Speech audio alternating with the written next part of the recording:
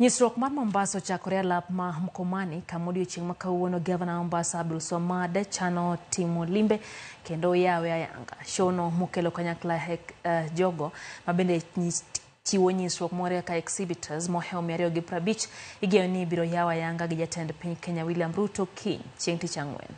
Oganda mathoth mayuore nyisruogno gin jopuonjre johala kaachiel kod riwruoge mopogore opogore.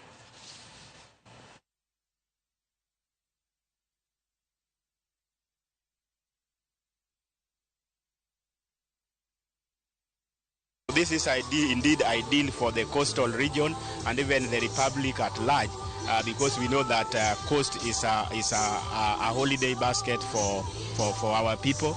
They really need to come. They come and visit the stands that are there. Every institution is here, be it agriculture, be it financial, so that they can learn and also to interact. The theme of this year is really good because it is emphasizing on the climate. And therefore it talks more or less about smart agriculture, which means that the traditional agriculture is now supposed to be changed with the modern agriculture. And that is what is really needed, because food is the backbone of any economy.